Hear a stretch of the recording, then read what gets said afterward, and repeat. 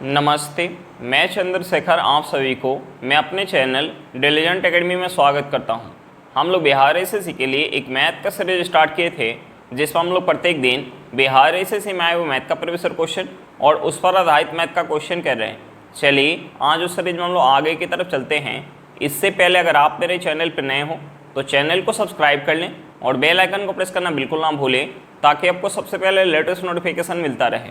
चलिए अब हम लोग क्वेश्चन की तरफ चलते हैं। हमारा क्वेश्चन क्या दिया हुआ है? हमारा क्वेश्चन है, जहाज 15 किलोमीटर पर घंटा की चाल से एक निशान तक जाता है और 10 किलोमीटर पर घंटा की चाल से आरंभिक बिंदु पर वापस आ जाता है।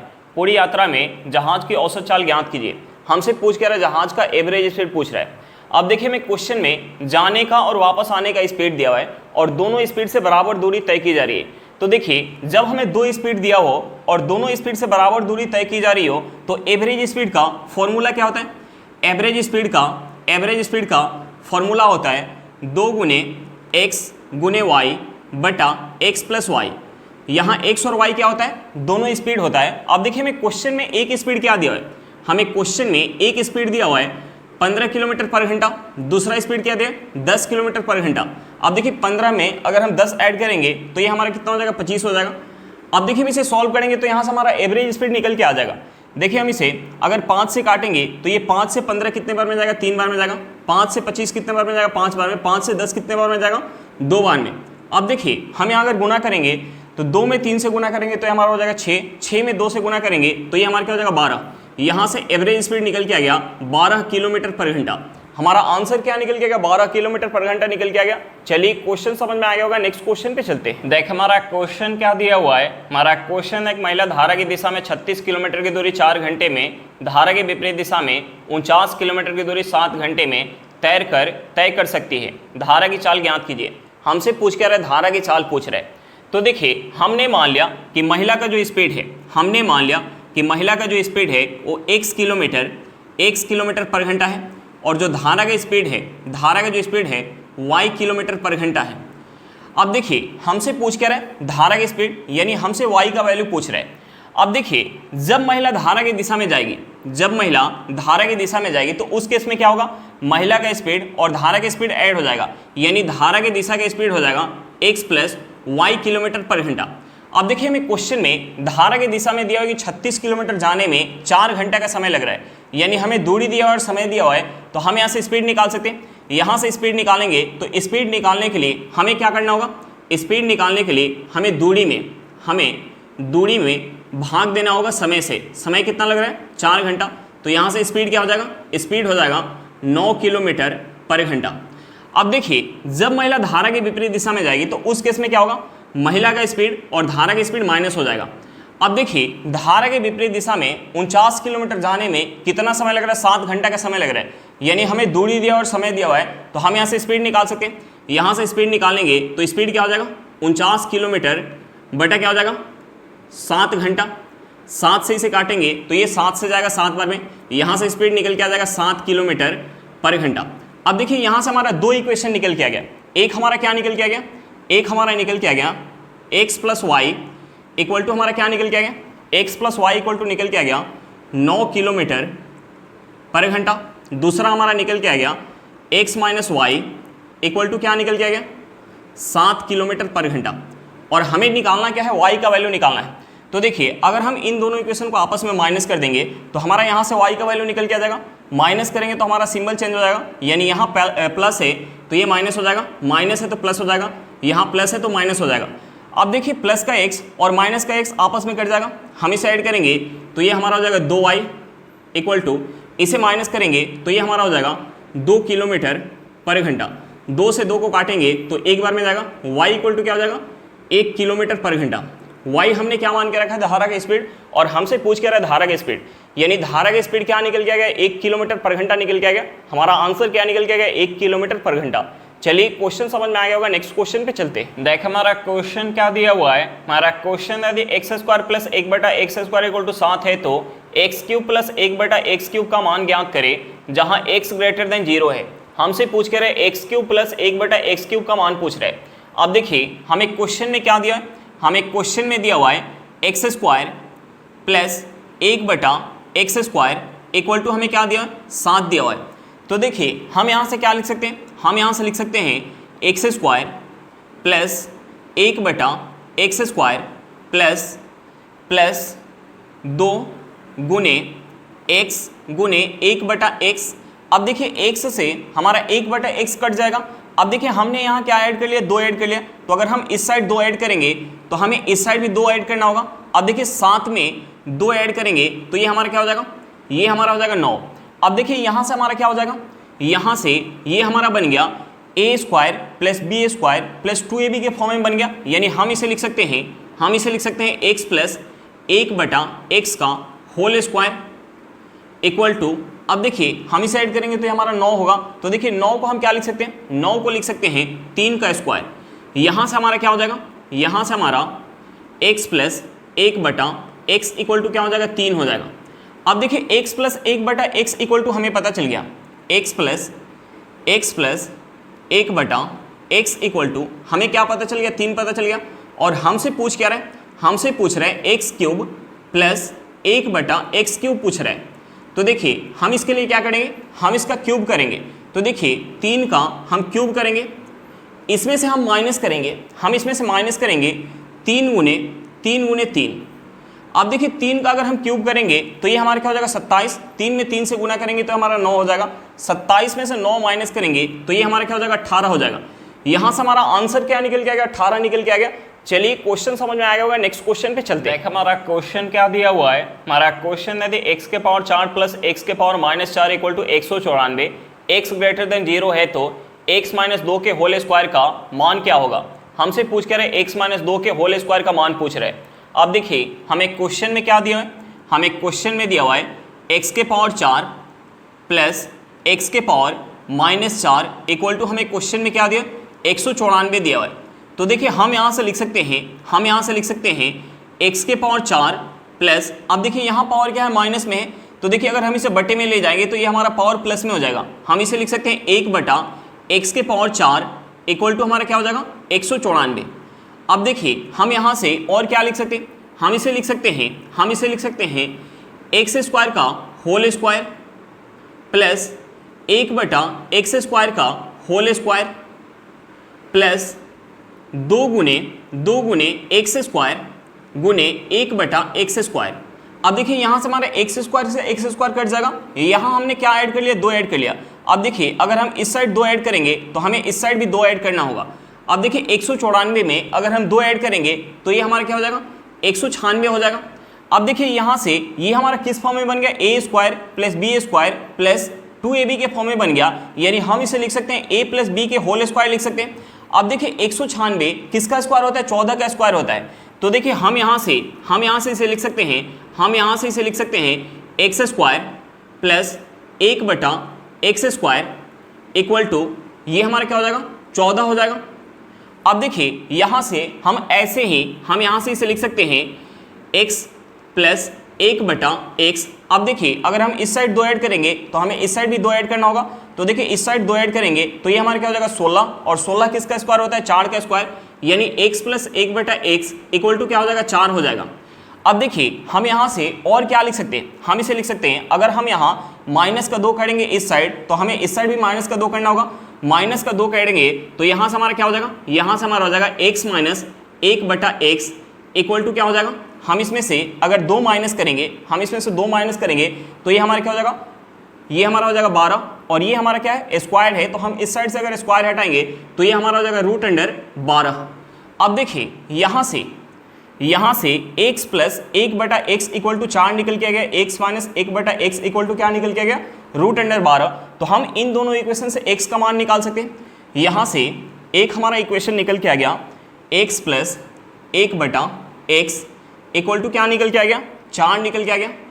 दूसरा हमारा क्या निकल के आ गया, x minus 1/x equal to क्या निकल के आ गया, √12।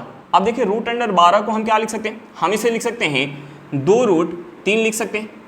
देखिए हम इसे ऐड करेंगे इन दोनों इक्वेशन को, तो यहाँ से हमारा प्लस का 1/x और माइनस का 1/x कट जाएगा। हम इसे ऐड करेंगे तो ये हमारा हो जाएगा 2x इक्वल टू, हम इसे ऐड करेंगे तो देखिए यहाँ से अगर हम 2 कॉमन लेंगे तो ये हमारा हो जाएगा 2 गुने 2 प्लस √3। अब देखिए यहाँ से हम 2 से 2 काट सकते हैं। यहाँ से हमारा x इक्वल टू क्या निकल के आ गया, 2 प्लस रूट 3 निकल के आ गया। और हमसे पूछ क्या रहा है, हमसे पूछ रहा है x माइनस 2 का होल स्क्वायर। अब देखिए हम x के जगह अगर पुट करेंगे 2 प्लस रूट 3 तो ये हमारा क्या हो जाएगा, ये हमारा हो जाएगा 2 प्लस रूट 3 माइनस 2 का होल स्क्वायर। अब देखिए प्लस 2 और माइनस 2 कट जाएगा, हम इसका अगर स्क्वायर करेंगे रूट 3 का तो ये हमारा क्या हो जाएगा 3 हो जाएगा। यहाँ से हमारा आंसर क्या निकल के आ गया, 3 निकल के आ गया। हमारा आंसर क्या निकल के आ गया, 3 निकल के आ गया। चलिए क्वेश्चन समझ में आ गया होगा, नेक्स्ट क्वेश्चन पे चलते हैं। देख हमारा क्वेश्चन क्या दिया हुआ है, हमारा क्वेश्चन है कोण अपने अनुपूरक कोण का 1/3 है। कोण का माप क्या है, हमसे पूछ के रहे कोण का माप पूछ रहे हैं। अब देखिए हम अनुपूरक कोण किसे कहते हैं, जिन दो कोणों का योग 180 डिग्री होता है उसे एक दूसरे का अनुपूरक कोण कहते हैं।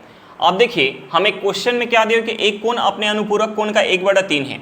तो देखिए हमने मान लिया कि अनुपूरक कोण 3 यूनिट है, तो कोण कितना हो जाएगा, इसका 1/3, 3 का 1/3 निकालेंगे तो ये हमारा कितना हो जाएगा 1 यूनिट।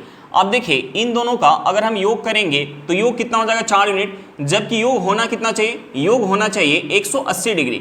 देखिए 4 यूनिट का वैल्यू यहाँ से हमें क्या पता चल गया 180 डिग्री, तो हम यहाँ से 1 यूनिट का वैल्यू निकाल सकते हैं। 1 यूनिट का वैल्यू क्या हो जाएगा 45 डिग्री। और हमसे पूछ के रहा है कोण का मान पूछ रहा है। देखिए कोण है कितना 1 यूनिट, और 1 यूनिट का वैल्यू कितना निकल के आ गया 45 डिग्री, यानी कोण का माप कितना निकल के आ गया 45 डिग्री निकल के आ गया। हमारा आंसर कितना निकल के आ गया 45 डिग्री निकल के आ गया। चलिए क्वेश्चन समझ में आ गया होगा, नेक्स्ट क्वेश्चन पे चलते हैं। हमारा क्वेश्चन क्या दिया हुआ है, हमारा क्वेश्चन है त्रिभुज की भुजाएं 12 सेंटीमीटर, 35 सेंटीमीटर और 37 सेंटीमीटर है। त्रिभुज की पड़ी त्रिज्या क्या है, हमसे पूछ के रहे त्रिभुज की पड़ी त्रिज्या पूछ रहे हैं। अब देखिए त्रिभुज की भुजा की लंबाई हमें क्वेश्चन में क्या दिया, हमें लंबाई दिया हुआ है 12 सेंटीमीटर, 35 सेंटीमीटर और हमें क्वेश्चन में क्या दिया 37 सेंटीमीटर दिया हुआ है। अब देखिए 12, 35 और 37 एक हमारा क्या होता है ट्रिपलेट होता है। 12, 35, 37 ये एक हमारा क्या होता है ट्रिपलेट होता है। अब देखिए यहाँ से पता चल गया कि जो भुजा की लंबाई दी हुई है वो ट्रिपलेट है। इसका मतलब ये होगा कि जो त्रिभुज होगा वो समकोण त्रिभुज होगा। त्रिभुज कैसा होगा, त्रिभुज जो होगा वो समकोण त्रिभुज होगा। त्रिभुज कैसा होगा, त्रिभुज समकोण त्रिभुज होगा। अब देखिए ट्रिपलेट में जो नंबर है उसमें से जो दो छोटा नंबर है वो एक हमारा लंब होगा, दूसरा हमारा क्या होगा आधार होगा, और जो सबसे बड़ा नंबर है वो हमारा क्या होगा कर्ण होगा। यानी इस त्रिभुज का कर्ण क्या हो जाएगा, इस त्रिभुज का कर्ण हो जाएगा 37 सेंटीमीटर। कर्ण क्या हो जाएगा 37 सेंटीमीटर। अब देखिए हम 12 सेंटीमीटर को मान लेते हैं आधार, 12 सेंटीमीटर को मान लेते हैं आधार, तो यहाँ लंब कितना हो जाएगा, लंब हो जाएगा 35 सेंटीमीटर। लंब कितना हो जाएगा 35 सेंटीमीटर। और हमसे पूछ क्या रहे पड़ी वृत्त की त्रिज्या पूछ रहे। तो देखिए अगर हम इसके बाहर से एक वृत्त खींचेंगे तो जो वृत्त का व्यास होगा, वृत्त का जो व्यास होगा वो किसके बराबर होगा, वृत्त का जो व्यास होगा वो इस त्रिभुज के कर्ण के बराबर होगा, त्रिभुज के कर्ण के बराबर होगा। और त्रिभुज का कर्ण कितना है, त्रिभुज का कर्ण है 37 सेंटीमीटर। यानी वृत्त का हमें व्यास क्या पता चल गया 37 सेंटीमीटर पता चल गया। और हमसे पूछ के रहे त्रिज्या पूछ रहे। अब देखिए अगर हमें व्यास पता है तो हम यहाँ से त्रिज्या निकाल सकते हैं। त्रिज्या निकालने के लिए हम व्यास में 2 से भाग देंगे। तो देखिए 37 सेंटीमीटर में अगर 2 से भाग देंगे तो ये हमारा हो जाएगा 18.5 सेंटीमीटर। यहाँ से हमारा त्रिज्या क्या निकल के आ गया, पड़ी वृत्त का त्रिज्या निकल के आ गया 18.5 सेंटीमीटर। हमारा आंसर क्या निकल के आ गया 18.5 सेंटीमीटर निकल के आ गया। चलिए क्वेश्चन समझ में आ गया होगा, नेक्स्ट क्वेश्चन पे चलते हैं। देख हमारा क्वेश्चन क्या दिया हुआ है, हमारा क्वेश्चन है उस समलंब चतुर्भुज का क्षेत्रफल ज्ञात कीजिए जिसकी समानांतर भुजाओं की लंबाई 15 सेंटीमीटर और 20 सेंटीमीटर है और जिसकी समानांतर भुजाओं के बीच की दूरी 12 सेंटीमीटर है। हमसे पूछ कर समलंब चतुर्भुज का क्षेत्रफल पूछ रहा है। तो देखिए समलंब चतुर्भुज के क्षेत्रफल का फॉर्मूला क्या होता है, समलंब चतुर्भुज के क्षेत्रफल का फॉर्मूला होता है 1/2 इंटू ए प्लस बी इंटू एच। अब देखिए ए और बी क्या होता है समानांतर भुजा की लंबाई, और एच क्या होता है दोनों समानांतर भुजा के बीच की दूरी। अब देखिए हमें क्वेश्चन में दोनों समानांतर भुजा की लंबाई दिया हुआ है। एक की हमें लंबाई क्या दी, एक की हमें लंबाई दिया हुआ है 15 सेंटीमीटर, एक की हमें लंबाई दिया हुआ है 15 सेंटीमीटर, दूसरी की हमें लंबाई कितना दिया 20 सेंटीमीटर, और दोनों के बीच का हमें दूरी कितना दिया 12 सेंटीमीटर दिया। दोनों के बीच का हमें दूरी कितना दिया 12 सेंटीमीटर दिया। अब देखिए 2 से 12 को काटेंगे, ये कितने बार में जाएगा 6 बार में जाएगा। हम इसे ऐड करेंगे तो ये हमारा क्या हो जाएगा 35 हो जाएगा। 35 में अगर हम 6 से गुना करेंगे तो ये हमारा क्या हो जाएगा 210। यहाँ से हमारा हो जाएगा, यहाँ से हमारा हो जाएगा 210 सेंटीमीटर स्क्वायर। यहाँ से हमारा आंसर क्या निकल के आ गया, क्षेत्रफल क्या निकल के आ गया 210 सेंटीमीटर स्क्वायर निकल के आ गया। चलिए क्वेश्चन समझ में आ गया होगा, नेक्स्ट क्वेश्चन पे चलते हैं। देख हमारा क्वेश्चन क्या दिया हुआ है, हमारा क्वेश्चन है प्रत्येक 1728 सेंटीमीटर क्यूब आयतन वाले 3 घनों को एक दूसरे के ऊपर रखा गया है, परिणामी ठोस का कुल पृष्ठीय क्षेत्रफल ज्ञात करें। हमसे पूछ के रहा है परिणामी ठोस का कुल पृष्ठीय क्षेत्रफल पूछ रहा है। अब देखिए हमें क्वेश्चन में 3 घन दिया हुआ है और तीनों घन का हमें आयतन क्या दिया, 1728 सेंटीमीटर क्यूब। तो देखिए घन के आयतन का फॉर्मूला क्या होता है, घन के आयतन का फॉर्मूला होता है भुजा क्यूब, और हमें क्वेश्चन में आयतन क्या दिया, हमें आयतन दिया हुआ है 1728 सेंटीमीटर क्यूब। अब देखिए 1728 किसका क्यूब होता है, 12 का क्यूब होता है, यानी हम यहाँ से लिख सकते हैं a cube equal to 12 centimetre, 12 centimetre का होल क्यूब लिख सकते हैं। यहाँ से हमारा a इक्वल टू क्या हो जाएगा, यहाँ से हमारा a इक्वल टू हो जाएगा 12 सेंटीमीटर, a इक्वल टू क्या हो जाएगा 12 सेंटीमीटर। अब देखिए घन के भुजा की लंबाई निकल के आ गया और हमें क्वेश्चन में दिया है कि 3 घन को एक दूसरे के ऊपर रखा जाए तो जो हमारा परिणामी ठोस बन के आएगा उस ठोस का कुल पृष्ठीय क्षेत्रफल क्या होगा। तो देखिए जो ठोस बन के आएगा वो ठोस हमारा कैसा होगा, एक घनाभ के आकार का होगा। उस घनाभ की ऊंचाई क्या हो जाएगी, उस घनाभ की ऊंचाई हो जाएगी 12 गुने 3 सेंटीमीटर, 12 गुने 3 सेंटीमीटर। ये हमारा कितना हो जाएगा, ये हमारा हो जाएगा 36 सेंटीमीटर। उसकी चौड़ाई क्या हो जाएगी, उसकी चौड़ाई हो जाएगी 12 सेंटीमीटर, चौड़ाई हो जाएगी 12 सेंटीमीटर। लंबाई क्या हो जाएगी, लंबाई हो जाएगी 12 सेंटीमीटर। अब देखिए हमसे पूछ क्या रहे हैं, कुल पृष्ठीय क्षेत्रफल पूछ रहे हैं। तो देखिए घनाभ के कुल पृष्ठीय क्षेत्रफल का फॉर्मूला क्या होता है, 2 गुने LB plus BH plus HL। अब देखिए हमें लंबाई चौड़ाई और ऊंचाई का वैल्यू पता है, तो हम यहाँ वैल्यू पुट करेंगे तो यहाँ से हमारा कुल पृष्ठीय क्षेत्रफल निकल के आ जाएगा। यहाँ से हमारा क्या हो जाएगा, यहाँ से हमारा हो जाएगा 2 गुने लंबाई क्या है, लंबाई है 12 सेंटीमीटर, चौड़ाई क्या है 12 सेंटीमीटर, तो 12 गुने 12 करेंगे तो ये हमारा हो जाएगा 144। ये हमारा क्या हो जाएगा 144। अब देखिए चौड़ाई क्या है 12 सेंटीमीटर है, ऊंचाई क्या है 36 सेंटीमीटर। तो देखिए 36 में अगर हम 12 से गुना करेंगे तो ये हमारा हो जाएगा 12 छक 72 के 2 हाथ में 7, 12 के 36, 36 में 7 ऐड करेंगे तो ये हमारा हो जाएगा 43। ये हमारा कितना हो गया 432 हो गया। अब देखिए ऊंचाई कितना है 36 सेंटीमीटर और लंबाई कितना है 12 सेंटीमीटर, तो यहाँ भी गुना करेंगे तो यहाँ हमारा क्या हो जाएगा, ये हमारा हो जाएगा 432। अब देखिए हम इसे ऐड करेंगे तो ये हमारा क्या हो जाएगा, देखिए हम इसे ऐड करेंगे तो ये हमारा हो जाएगा 864। अब देखिए 860 में अगर हम 140 ऐड करेंगे तो ये हमारा क्या हो जाएगा 1000, और यहाँ का 4 और यहाँ का 4, ये हमारा कितना हो जाएगा 1008 हो जाएगा। यहाँ से हमारा हो गया 2 गुने 1008 सेंटीमीटर स्क्वायर। अब देखिए हम इसमें 2 से गुना करेंगे तो ये हमारा हो जाएगा 2016 सेंटीमीटर स्क्वायर। हमारा आंसर क्या निकल के आ गया, 2016 सेंटीमीटर स्क्वायर निकल के आ गया। चलिए क्वेश्चन समझ में आ गया होगा, नेक्स्ट क्वेश्चन पे चलते हैं। हमारा क्वेश्चन क्या दिया हुआ है, हमारा क्वेश्चन एक शंकु की त्रिज्या 10.5 सेंटीमीटर है और उसके वक्र पृष्ठ का क्षेत्रफल 396 सेंटीमीटर स्क्वायर है। इसकी तिर्यक ऊंचाई ज्ञात कीजिए। हमसे पूछ के रहा है शंकु की तिर्यक ऊंचाई पूछ रहे हैं। अब देखिए हमें क्वेश्चन में क्या दिया, हमें क्वेश्चन में शंकु का वक्र पृष्ठ का क्षेत्रफल दिया हुआ है। हमें क्या दिया, वक्र पृष्ठ का क्षेत्रफल दिया हुआ है। वक्र पृष्ठ का हमें क्षेत्रफल कितना दिया, 396 सेंटीमीटर स्क्वायर। और हमें क्वेश्चन में क्या दिया, हमें क्वेश्चन में त्रिज्या दिया हुआ है। हमें त्रिज्या कितना दिया, हमें त्रिज्या दिया हुआ है 10.5 सेंटीमीटर। और हमसे पूछ क्या रहे हैं, तिर्यक ऊंचाई। हमसे पूछ क्या रहे हैं, हमसे पूछ रहे हैं तिर्यक ऊंचाई। अब देखिए हमें क्वेश्चन में वक्र पृष्ठ का क्षेत्रफल दिया हुआ है, तो वक्र पृष्ठ के क्षेत्रफल का फॉर्मूला क्या होता है, शंकु के वक्र पृष्ठ के क्षेत्रफल का फॉर्मूला होता है पाई आर एल। और हमें निकालना क्या है, एल का वैल्यू निकालना है। अब देखिए हमें क्वेश्चन में क्षेत्रफल कितना दिया, 396 सेंटीमीटर स्क्वायर। अब देखिए हम यहाँ पाई और आर का वैल्यू पुट करेंगे तो यहाँ से हमारा एल का वैल्यू निकल के आ जाएगा, और हमसे एल का वैल्यू पूछ रहा है, यानी हमसे तिर्यक ऊंचाई पूछ रहा है। तो देखिए हम यहाँ वैल्यू पुट करेंगे तो पाई का वैल्यू कितना होता है 22/7। रेडियस हमें क्वेश्चन में कितना दिया, 10.5 गुने L equal to 396 centimetre square. अब देखिए हम इसे अगर 11 से काटेंगे तो ये हमारा 11 से कितने बार में जाएगा, 2 बार में चला जाएगा। हम इसे 11 से काटेंगे तो ये 11 से जाएगा 3 बार में, हाथ में 6, ये हमारा हो जाएगा 66 जाएगा 11 से 6 बार में।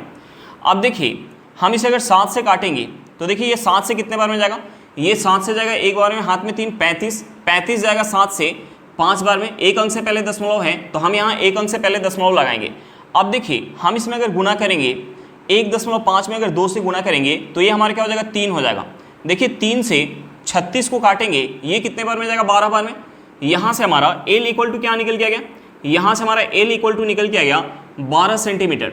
हमारा आंसर क्या निकल के आ गया, 12 सेंटीमीटर निकल के आ गया। चलिए क्वेश्चन समझ में आ गया होगा, नेक्स्ट क्वेश्चन पे चलते हैं। हमारा क्वेश्चन क्या दिया हुआ है, हमारा क्वेश्चन है ताश के 52 पत्तों में से एक पत्ता यादृच्छिक खींचा जाता है, क्या प्रायिकता है कि वह श्याम बदशाह होगा। हमसे पूछ क्या रहे हैं, श्याम बदशाह होने का प्रायिकता पूछ रहे हैं और एक पत्ता निकाला जा रहा है 52 पत्तों में से। तो देखिए टोटल जो है संभव परिणाम क्या हो सकता है, टोटल संभव परिणाम हो सकता है 52 C1। अब देखिए हम इसे अगर सॉल्व करेंगे तो ये हमारा क्या हो जाएगा 52 हो जाएगा। कुल संभव परिणाम क्या हो सकता है, 52 हो सकता है। अब देखिए टोटल जो है 52 पत्ता में श्याम बदशाह कितना होता है, 2 होता है, यानी कुल जो है अनुकूल परिणाम क्या हो जाएगा 2C1 हो जाएगा। ये हमारा कितना हो जाएगा, ये हमारा हो जाएगा 2 हो जाएगा। अब देखिए हमसे पूछ क्या रहे, प्रायिकता पूछ रहे हैं, हमसे पूछ क्या रहे, हमसे पूछ रहे प्रायिकता, हमसे पूछ क्या रहे प्रायिकता पूछ रहे। तो देखिए प्रायिकता निकालने के लिए हम क्या करते हैं, कुल अनुकूल परिणाम में कुल संभव परिणाम से भाग देते हैं तो हमारा क्या निकल के आ जाता है, प्रायिकता निकल के आ जाता है। अब देखिए 2 से अगर हम 52 को काटेंगे तो ये कितने बार में जाएगा 26 बार में। यहाँ से हमारा प्रायिकता क्या निकल के आ गया, 1/26 निकल के आ गया। हमारा आंसर क्या निकल के आ गया, 1/26 निकल के आ गया। चलिए क्वेश्चन समझ में आ गया होगा। आज के लिए इतना ही, फिर मिलता है नेक्स्ट क्लास में। अगर क्लास अच्छा लगे तो क्लास को लाइक करिएगा, अगर आप मेरे चैनल पर नए हो तो चैनल को सब्सक्राइब करिएगा और क्लास को अपने दोस्तों के साथ शेयर करना बिल्कुल मत भूलिएगा। चलिए बाय बाय।